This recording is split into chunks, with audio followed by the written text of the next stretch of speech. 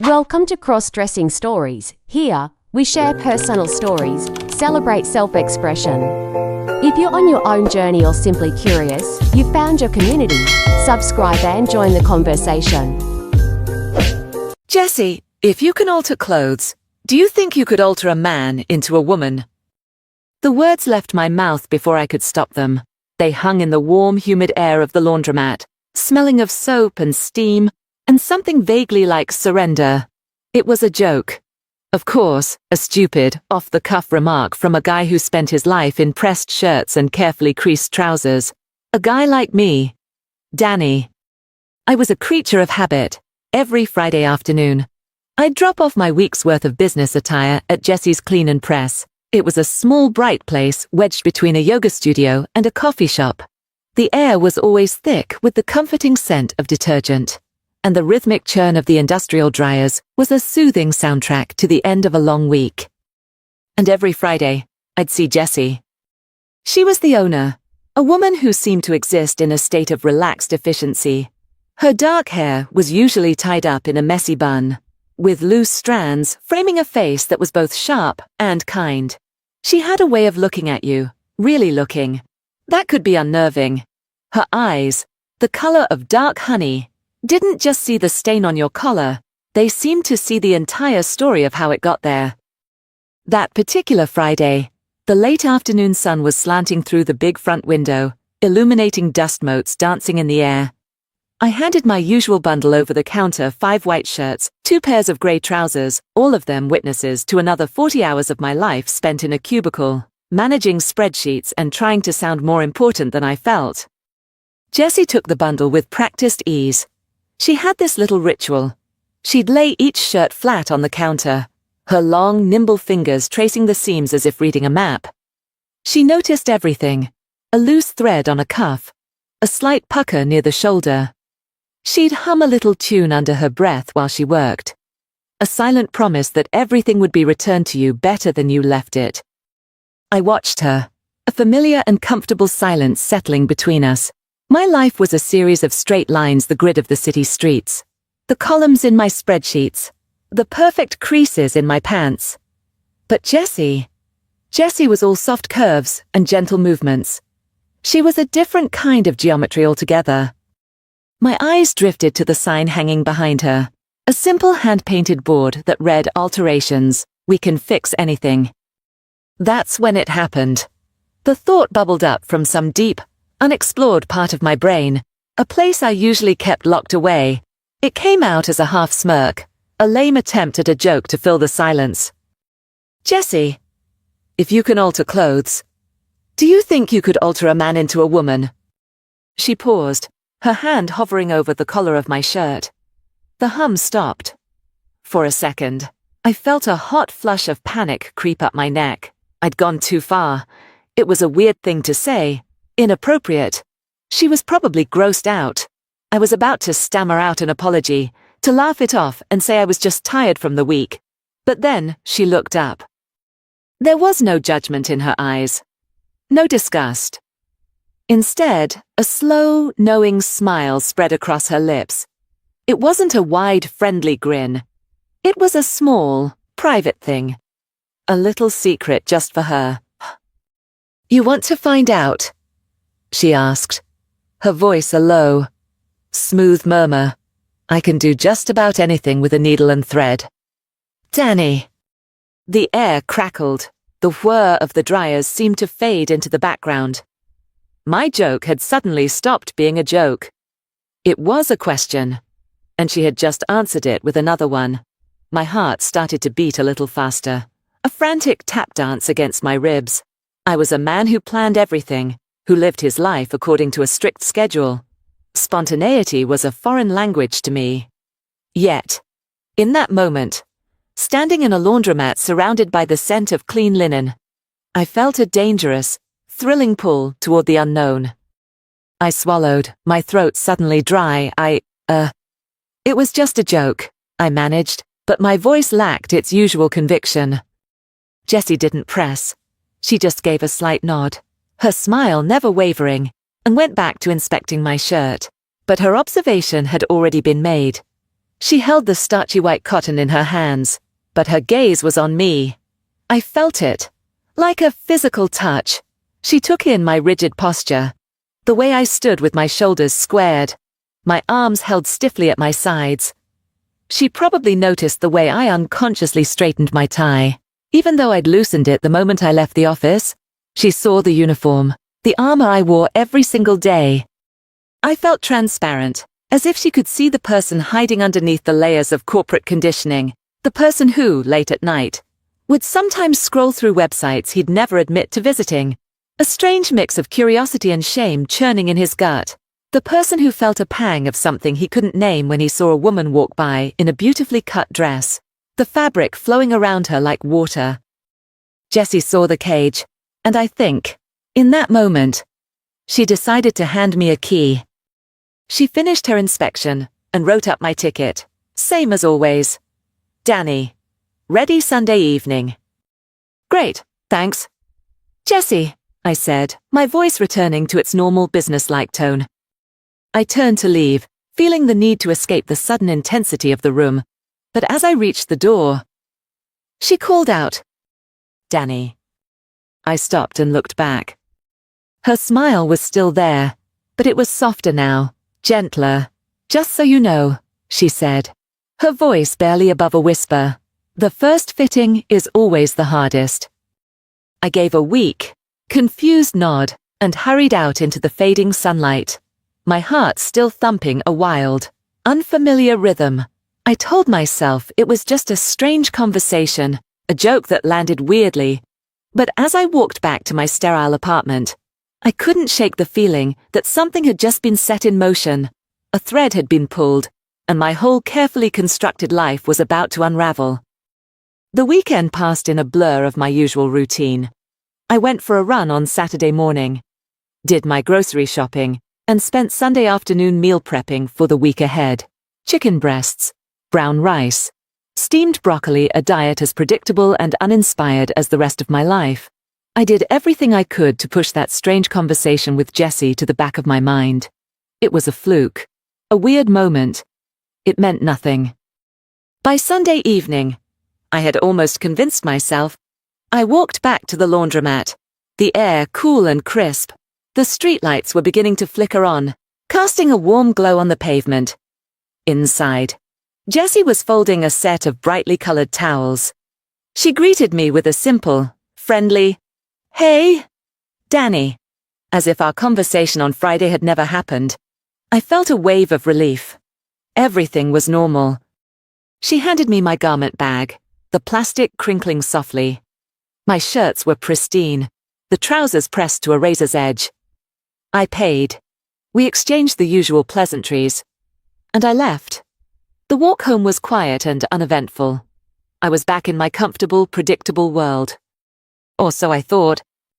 I got back to my apartment, a place decorated in 50 shades of grey and beige. It was neat, organized, and utterly devoid of personality. It was a space designed to be functional, not to be lived in. I unzipped the garment bag and started hanging my clothes for the week. 1 white shirt, 2, 3, 4, 5, 2 pairs of grey trousers. Everything was in its place. Then my fingers brushed against something else at the bottom of the bag. Something surgeon soft. It wasn't the crisp cotton of a dress shirt or the rough wool of a pair of pants. This was different. It was smooth, cool, and impossibly delicate. My hand recoiled as if I touched a live wire. My heart, which had been beating at a calm, respectable pace, suddenly kicked into overdrive. With trembling fingers, I reached back into the bag. My mind was racing. It had to be a mistake.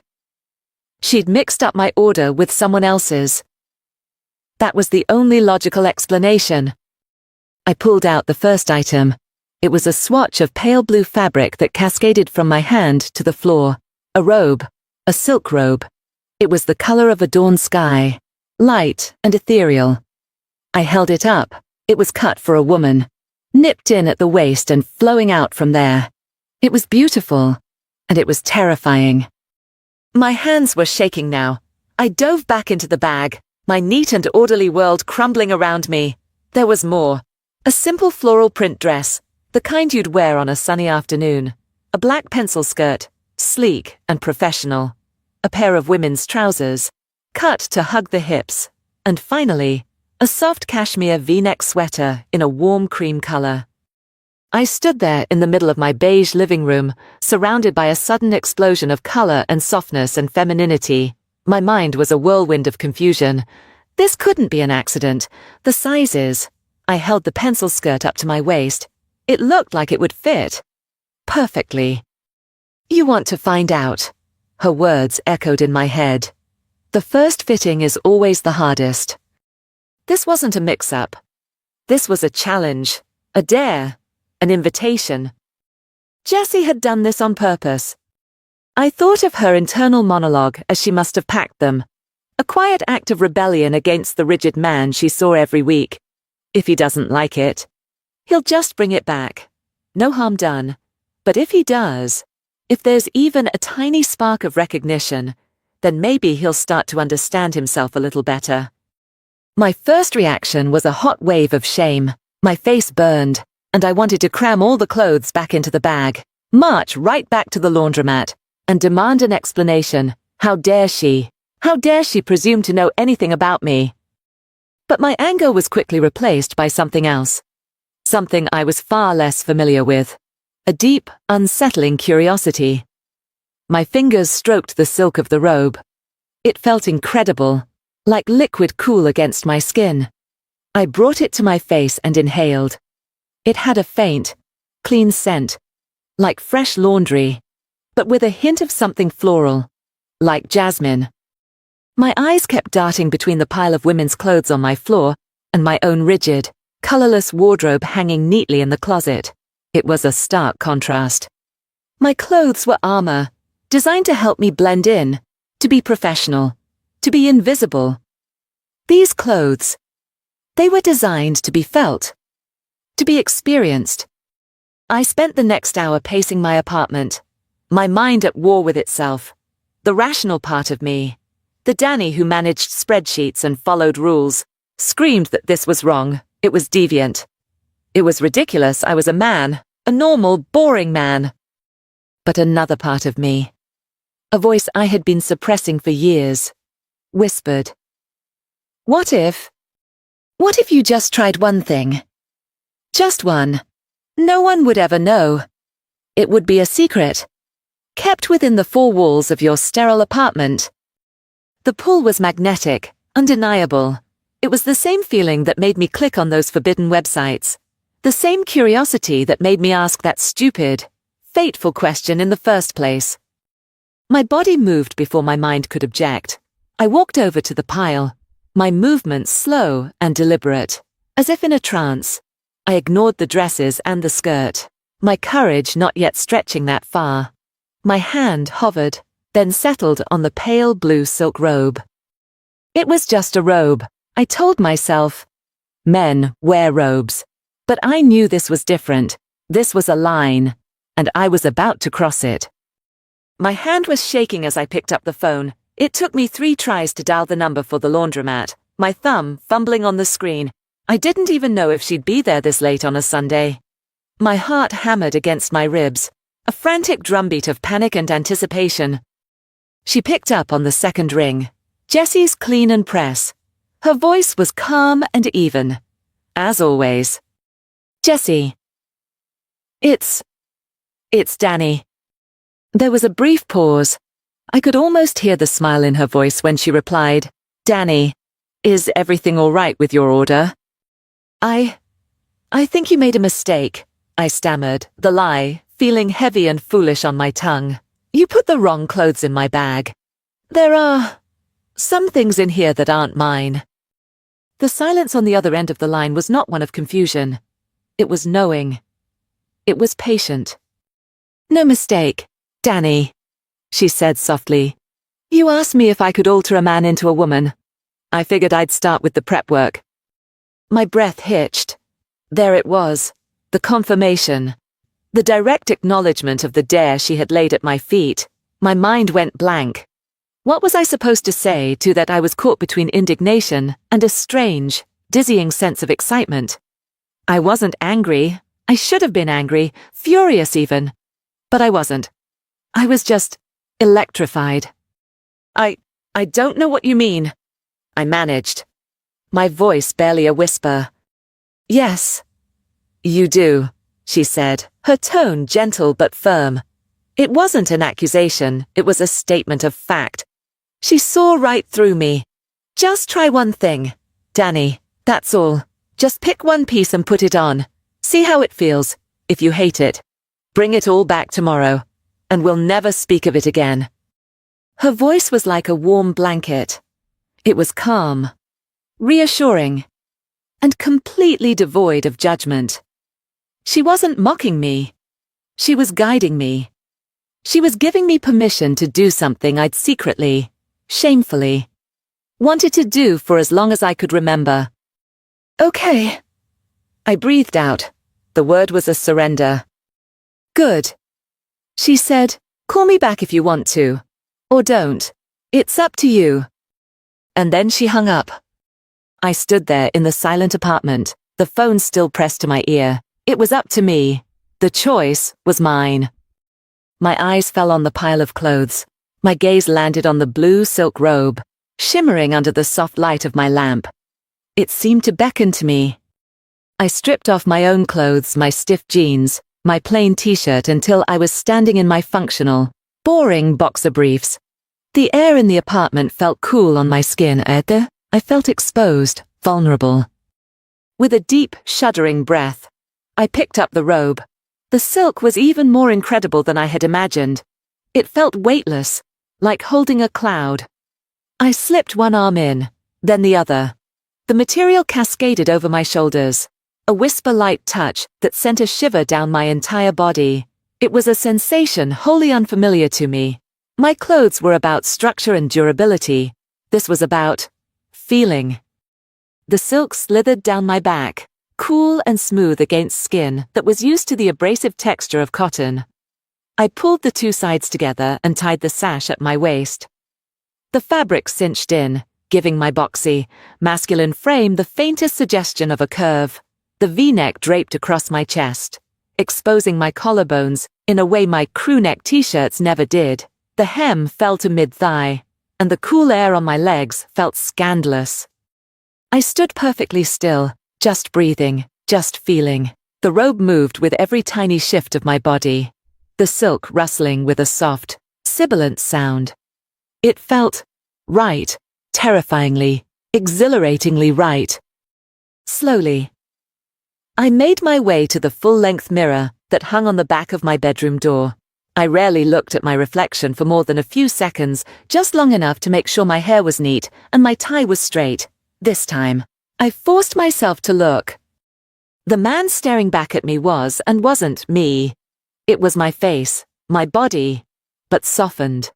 The harsh angles of my shoulders seemed less pronounced under the flowing silk. The robe hinted at a shape that wasn't there, an illusion of waist and hips. The soft blue color reflected in my eyes, making them seem deeper, less guarded. I wasn't a woman. Not even close. But for the first time in my life, I wasn't entirely the man I was supposed to be. Either. I was something in between. A blurry, undefined version of myself. And it felt like a breath of fresh air after a lifetime of holding my breath. A new wave of courage washed over me. My eyes flicked to the black pencil skirt lying on the floor, before I could second-guess myself. I untied the robe, letting it hang open, and stepped into the skirt. I fumbled with the zipper at the back, my fingers clumsy and unfamiliar with the motion. I finally got it up, the fabric pulling taut across my stomach and hips. The sensation was a shock. My entire life, my legs had known freedom of movement. Trousers, shorts, jeans, they all allowed for an unrestricted stride. This was the opposite. The skirt hugged my thighs, forcing my legs closer together. I took a tentative step, and the fabric constricted my movement, forcing me into a shorter, more deliberate gait. The hem ended just above my knees, and the feeling of the material swaying against the back of my legs was another jolt to my system. I looked in the mirror again. The combination of the open silk robe and the form-fitting skirt was transformative. It reshaped my silhouette completely. I saw the line of my hips, the curve of my backside, in a way I never had before. I placed a hand on my hip, my posture shifting instinctively. My shoulders softened and rounded slightly. A strange dizzying feeling rose in my chest. It was a cocktail of fear, shame, and a powerful, intoxicating excitement, the rustle of the silk, the tight embrace of the skirt. The image in the mirror, it was a sensory overload. My face was flushed, my breathing shallow. I wasn't just wearing women's clothes. I was experiencing a different way of being. A different way of moving through the world. It was like discovering a new sense I never knew I had. A question bloomed in my mind, pushing aside all the fear and confusion. It wasn't, "What am I doing anymore?" It was, "Why does this feel more like me than anything I've ever worn before?" I didn't call Jessie back that night. I didn't have the words. I eventually took off the skirt and the robe, folding them with a reverence I'd never afforded my own clothes, and hid them in the back of my closet. But the feeling of them lingered on my skin. A phantom touch I carried with me to bed. The next day at work was torture. My white shirt felt like sandpaper. My trousers like a cage. Every movement felt clunky and wrong. I was acutely aware of my own masculinity, of its harsh lines and heavy presence. I found myself watching the women in the office, not with attraction, but with a kind of analytical envy. I noticed the way their blouses draped, the subtle sway of their skirts as they walked, the confidence in their posture. It was a world of grace and softness I had only just glimpsed. I couldn't wait for the day to end. I barely tasted the chicken and broccoli I had so diligently prepped. All I could think about was the silk robe hidden in my closet. That evening, my phone buzzed with a text message. It was from an unknown number, but I knew instantly who it was. "If you're ready for the next step, I have a basic makeup kit. I can bring it over. Let me know." My heart leaped into my throat. Part of me wanted to type back, "No, thank you." This was a mistake. I wanted to retreat back into the safety of my old life, to pretend this weekend had never happened. But the memory of the feeling the silk, the skirt, the reflection in the mirror was too powerful. I was on the edge of a cliff, and jumping seemed less scary than turning back. My thumbs hovered over the keyboard for a long moment before I typed out a single word. "Okay." An hour later, there was a soft knock on my door. I took a deep breath and opened it. Jessie was standing there, holding a simple canvas tote bag. She was dressed in jeans and a soft grey sweater, her hair pulled back. She looked completely at ease, as if dropping by a male client's apartment with a bag of makeup was the most normal thing in the world. "Hi, Danny," she said, her smile gentle. "Hi," I croaked, my voice tight with nerves. I stepped aside to let her in. She walked into my living room and surveyed the beige-on-beige landscape with a small, unreadable smile. She didn't comment. She just placed her tote bag on my coffee table. "You don't have to do this if you don't want to," she said, her honey-colored eyes meeting mine. "There's no pressure. We can just have a cup of tea and talk."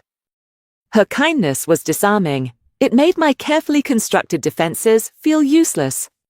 "I want to," I admitted. The words barely audible.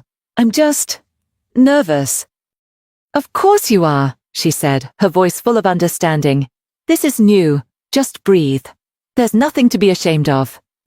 She guided me to sit on the sofa, and she sat on the coffee table in front of me. The space between us felt charged, intimate. She unzipped the bag and began laying out its contents: bottles, compacts, brushes of all shapes and sizes. It was a whole new, mysterious world. "Okay," she said, her tone becoming practical. "Professional. The goal here isn't to turn you into a caricature. It's to soften the edges, to bring out what's already there, to help you see yourself a little differently. Ready?" I nodded, my throat too tight to speak. She started with a moisturizer, her fingertips cool as she gently massaged it into my skin. The simple, non-threatening touch was enough to make my shoulders, which had been up around my ears, relax a little. She worked in silence for a few moments. Her focus absolute. Next came the foundation. She squeezed a small amount onto the back of her hand and used a soft brush to apply it to my face. The sensation was ticklish. Strange. This just evens things out, she explained, her voice low and steady. It covers up any redness, the shadow from shaving. It creates a smooth canvas. As she worked, she kept up a quiet, reassuring patter. She explained what each product did, her voice a calming presence in the storm of my anxiety. She was a gentle instructor, leading me through an alien ritual. Then came the eyes. This felt more significant, more transformative. Your eyes are a really great shape, she murmured, her face close to mine. I could smell her perfume, something warm and a little spicy, like vanilla and sandalwood. We just want to define them a little. She used a soft brown eyeshadow to add a little depth to the crease of my eyelid. Then she picked up an eyelash curler. The metallic contraption looked like a medieval torture device. I flinched as she brought it toward my eye. Easy, she soothed. Just look down. It won't hurt. I trusted her. I felt the gentle pressure at the base of my lashes, a soft pinch, and then it was over. She handed me a small mirror. I looked. My lashes, which I'd never even noticed before, were now lifted, making my eyes look wider, more open. She applied a single coat of mascara, her touch incredibly precise. The difference was stunning. My eyes suddenly looked softer, deeper, more expressive. They looked less like my eyes and more like the eyes of the person I'd glimpsed in the mirror last night. She filled in my brows slightly, defined my lips with a neutral, tinted balm, and added a touch of subtle contour to soften my jawline with each step. The face in the mirror became less familiar, yet somehow more authentic. When she was done, she leaned back to survey her work. I was afraid to look in the main mirror, to see the full effect. Okay, she said softly. One more thing. She reached into her bag and pulled out something else. A wig. It was a simple, chic bob, a dark, glossy brown, with soft bangs that would sweep across the forehead. This is just to complete the picture, she said. To help your brain connect the dots. She carefully tucked my short hair back and settled the wig on my head.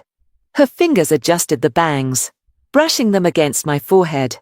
The feeling of hair on my skin was another new, electrifying sensation. She held the small mirror up for me again. I stared, speechless. The person looking back at me was a stranger. A soft-faced, wide-eyed stranger with dark, silky hair framing their face. The makeup wasn't heavy or clownish. It was subtle, artful. It had erased the hard lines, the shadows, the sheer maleness of my face. Now for the big reveal, she said, her voice a warm whisper. She stood up and took my hand, her grip firm and reassuring, and led me to the full-length mirror on my bedroom door. She stood behind me as I looked. I was wearing my own clothes, jeans and a t-shirt, but the person from the neck up was someone else entirely. It was a test image, a preview, and it was overwhelming. My eyes filled with tears. I didn't know why. It was a mix of shock, relief, and a profound sense of recognition. Like meeting a part of myself I never knew was lost. Jessie's eyes met mine in the reflection. She didn't say anything. She just placed her hands on my shoulders, a silent gesture of support.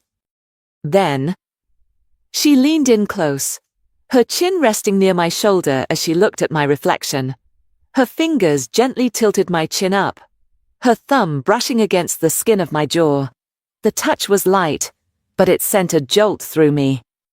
She studied my face in the mirror, her expression serious, appreciative. Beautiful, she whispered. The word so soft it was almost just a breath. My entire body went hot. A blush spread from my neck all the way to the roots of the wig. It wasn't a sexual comment, not really. It was an aesthetic one, an affirmation. It was the single most validating word I had ever heard in my entire life. No one had ever called me beautiful. The concept was utterly foreign. Boys were handsome. Men were distinguished. But beautiful. That was a word from another world. And in that moment, looking at the reflection of this soft, strange, beautiful person, I realized why this all felt so right. The rigidity of my life, the blandness of my clothes, the emotional suppression. It was all a costume, a poorly fitting suit I had been forced to wear for 30 years. The silk, the makeup, the soft hair against my skin. This wasn't a disguise. It was an unveiling. That night with Jessie was a turning point. It was as if she had unlocked a door, and now that it was open, I couldn't imagine ever closing it again. The following week was a blur of secret exploration. Every evening after work, the first thing I would do was shed my male uniform and slip into the new world waiting for me in my closet. I started with the cream-colored cashmere sweater. The V-neck was deeper than any I would ever wear as a man, and the soft wool felt like a gentle hug. I looked in the mirror and saw how it softened the line of my shoulders and chest, creating an illusion of gentleness. I paired it with the women's trousers she had given me. They zipped on the side and were cut higher on the waist, hugging my hips in a way that felt both secure and incredibly flattering. Standing in front of the mirror, I saw not a man in women's clothes, but a figure that was beginning to look cohesive, intentional. A few days later, I gathered the courage to try the floral dress. It was a simple, A-line cut with short sleeves and a modest neckline. Zipping it up the back was an act of contortion, and I almost gave up twice, but when I finally succeeded and turned to face the mirror, I gasped. The dress transformed me, the way the fabric flowed from the waist, the way it swayed around my knees when I walked. It changed my entire center of gravity. I felt lighter, freer. I twirled in my living room, a slow, clumsy rotation, and laughed out loud at the sheer, unadulterated joy of it. The sound of my own laughter surprised me. When was the last time I had felt that kind of simple, childish happiness? I started practicing the makeup Jessie had taught me. My first few attempts were clumsy. I poked myself in the eye with the mascara wand, and my foundation was patchy. But I kept at it, watching online tutorials, learning the subtle art of blending and shading. It became a ritual, a quiet, meditative part of my evening. The process of carefully applying the makeup was an act of creation, of painting a new self onto the canvas of my face. After 2 weeks of this private exploration, I sent Jessie a text. "Can we talk?" She came over that evening, and I opened the door wearing the cashmere sweater and trousers. I hadn't put on makeup or the wig, feeling too shy to go that far. But it was still a declaration. I was letting her see me in this state, in this middle ground. She didn't bat an eye, she just smiled warmly. "It suits you," she said simply. We sat on my sofa, and I poured out everything I had been feeling, the confusion, the fear, but overwhelmingly, the sense of rightness, the feeling that I had been living a half-life, and that these clothes, these feelings, were the other half of me. "It feels like me," I said, struggling to find the words. "But it's not Danny, though. Danny is the guy in the spreadsheets, the guy with the boring apartment. This person," I gestured to myself, to the soft sweater and the fitted trousers. "This is someone else." Jessie listened patiently, her gaze never leaving my face. When I finally ran out of words, she asked a simple question. "What's her name?" The question hit me like a physical blow. Her name. She had referred to this person as her. My heart did a little flip. The name came to me instantly, as if it had been waiting on the tip of my tongue my entire life. It was a natural evolution, a softening of the name I already had. "Danielle," I whispered. The word hung in the air between us, shimmering with significance. It felt solid, real. Jessie smiled, a wide, genuine smile that lit up her entire face. "It's lovely to finally meet you, Danielle." Tears pricked my eyes again. Hearing her say the name, hearing her validate this identity with such simple, profound acceptance, was like a dam breaking inside me. All the years of confusion and repression and loneliness came pouring out. I buried my face in my hands and sobbed, not from sadness, but from an overwhelming sense of relief. Jessie didn't say anything. She just moved closer and wrapped an arm around my shoulders, letting me cry it out. From that day on, something shifted in the privacy of my apartment. I was no longer Danny playing dress-up. I was Danielle. And when Jessie came over, which she did more and more often, she would call me Danielle. She would use female pronouns. She looks great in that color. Or, let me help her with that zipper. Each time she did it, it felt like a little piece of me clicking into its rightful place. My body and the clothes and the name was starting to feel like a perfect, harmonious whole. Of course, the conflict was still there. Every morning, I had to put Danielle away and become Danny again. I'd wash off the faint remnants of my nail polish, put on my stiff shirt and trousers, and go to work. The disconnect was jarring. I felt like an actor playing a part I no longer believed in. One evening, I confessed my fears to Jessie. How can I ever live like this, I asked, gesturing around my apartment. My sanctuary, the world out there, my job, my family, they know Danny. They would never understand Danielle. Jessie took my hand. Her touch was warm and grounding. You don't have to show them all of Danielle at once, she said gently. Maybe you just start by letting a little bit of her out into the world. Let them get to know her slowly. No one else can live your life for you. Danielle, but you can only be truly happy when you're living as yourself. Her words resonated deep within me. She was right. Hiding Danielle away forever wasn't an option anymore. I had met her, and I couldn't bear to lose her. I had to find a way to let her breathe. Jessie's advice became my new mission: let Danielle out. Slowly. It started as a secret project between the two of us. She helped me build a wardrobe that could exist in a grey area. A collection of clothes that were technically from the women's department but weren't overtly feminine. We went shopping together, an experience that was both terrifying and exhilarating. My first time in the women's section of a department store. I felt like a spy behind enemy lines, certain that alarms would go off at any moment, but with Jessie at my side, calm and confident. I felt emboldened. She taught me about cuts and fabrics. We found beautifully tailored women's blouses that, under a blazer, looked simply like stylish shirts. We found trousers that had a softer drape and a higher waist but could pass for fashion-forward menswear. She even found me a pair of elegant leather loafers from the women's shoe department that were nearly identical to the men's version, just a bit narrower and more refined. My first experiment at work was a navy blue silk blend blouse with a subtle cowl neck, worn under my standard grey suit jacket. I spent the entire morning feeling excruciatingly self-conscious, convinced that everyone was staring at me, that they could somehow sense the garment's true origin. My heart pounded every time someone walked past my cubicle. But no one said a thing. No alarms went off. The world didn't end.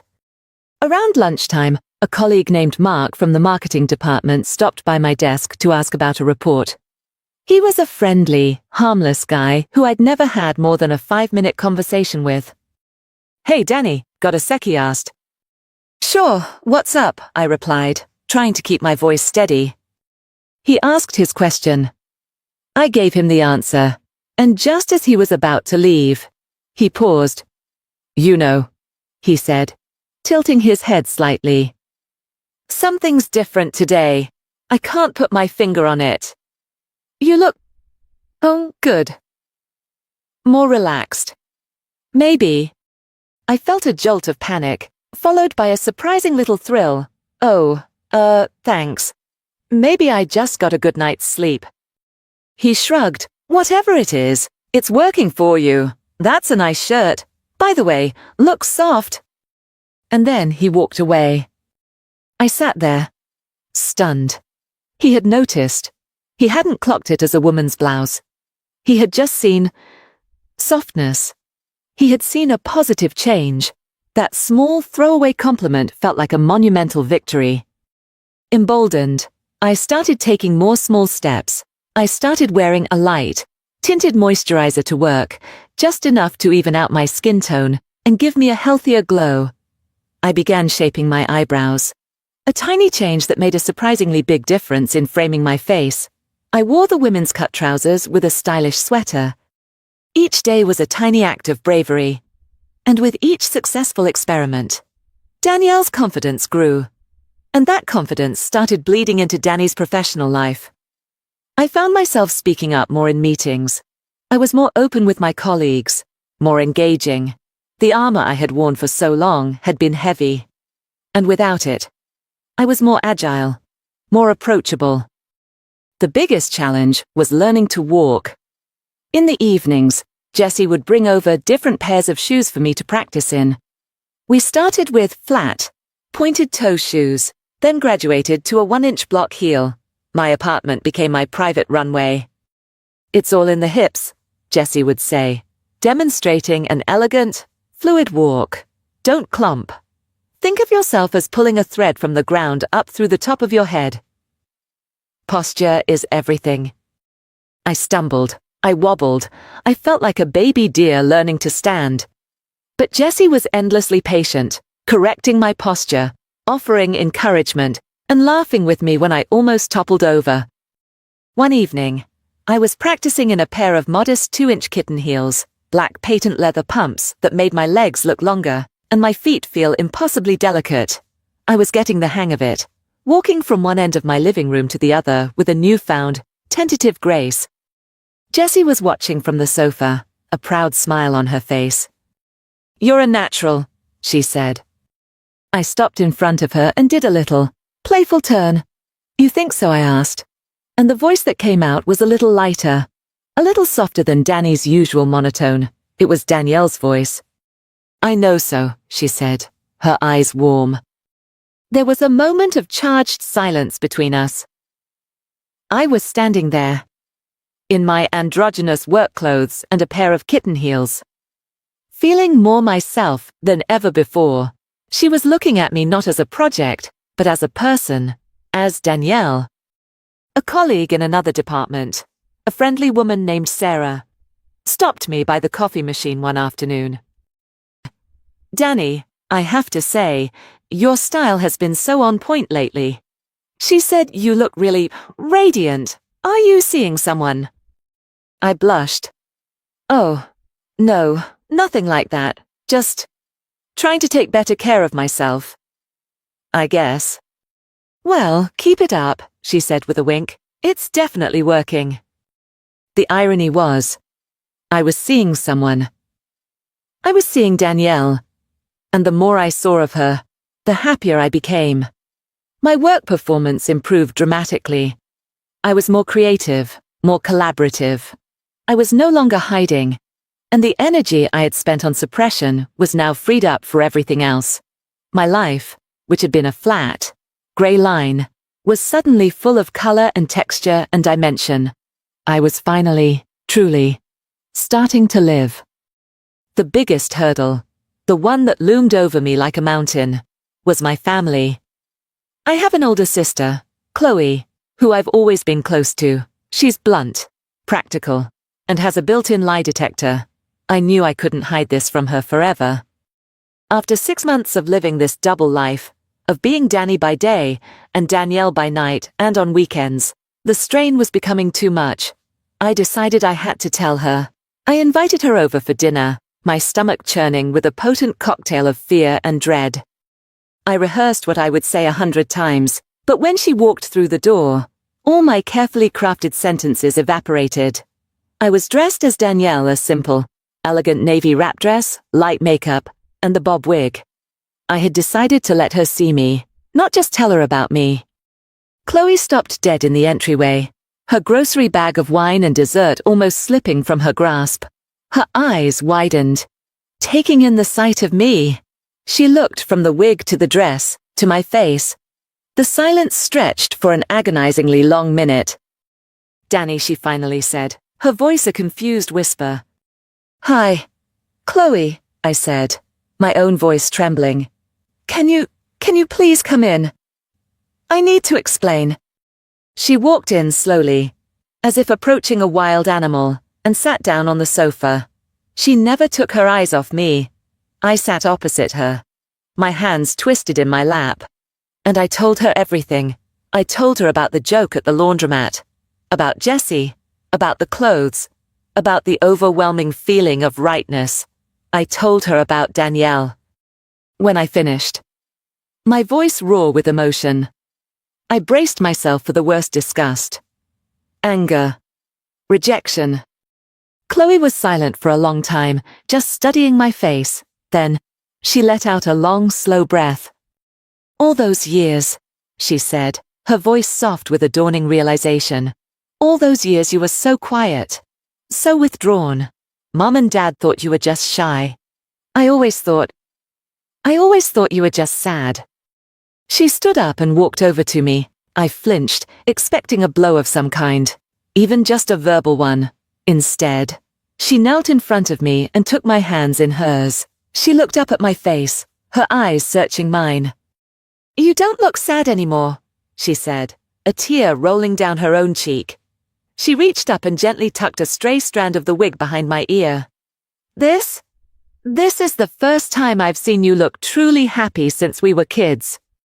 She pulled me into a hug, a tight, fierce embrace. You've looked like this on the inside for a long time. Haven't you? She whispered into my ear. Now you just look right on the outside. Too. Her acceptance was a gift, a key that unlocked the final chamber of my self-doubt. With Chloe on my side, I felt strong enough to face anything. My life accelerated after that. I started living as Danielle full-time outside of work.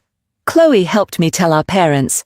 It was difficult, especially for my father, but Chloe's unwavering support made all the difference. There were stumbles and missteps, but eventually, love won out over confusion. 6 months after I came out to my sister, Danielle was invited to a major corporate charity gala. It was the first time I would be attending a work function as my true self. The fear was immense, but it was overshadowed by a quiet, steady resolve. This was who I was. Jessie helped me pick out a dress. We found a stunning, floor-length satin gown in a deep midnight blue. It clung to my body in all the right places and flowed like water when I moved. She did my hair and makeup, creating an elegant, sophisticated look with a soft updo and a classic red lip. When I looked in the mirror that night, I saw a woman I recognized.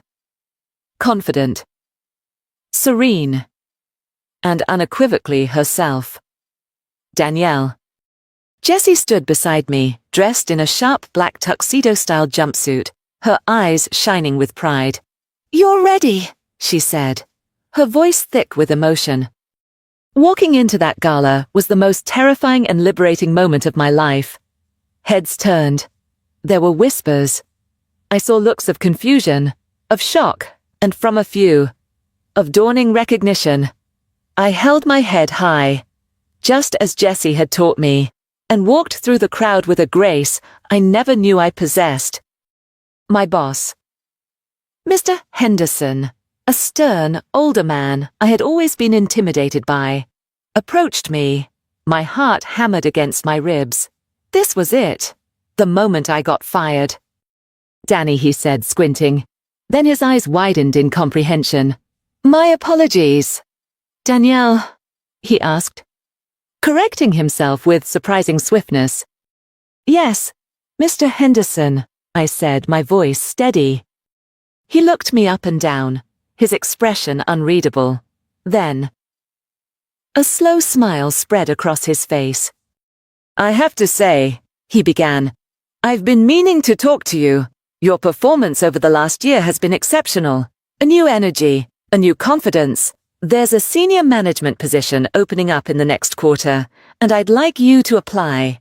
You have a positive influence on people. Danielle, it's exactly what we need. I was speechless. I managed to stammer out a thank you. my mind reeling. Later that evening, Jessie and I stood on a balcony overlooking the city lights. The cool night air felt wonderful on my skin. "You did it," she said softly, squeezing my hand. I looked at her, the woman who had started all of this with a handful of clothes and a knowing smile. She hadn't just altered my wardrobe, she had altered my life.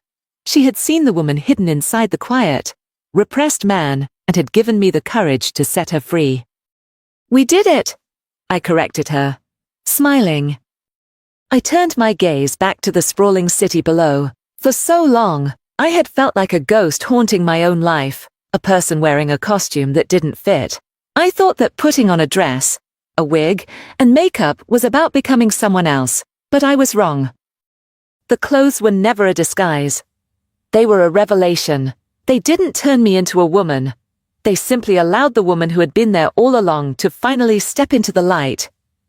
She had been waiting patiently, folded away in the back of a closet in my soul, and now, finally, she was free, and I had never felt more like myself.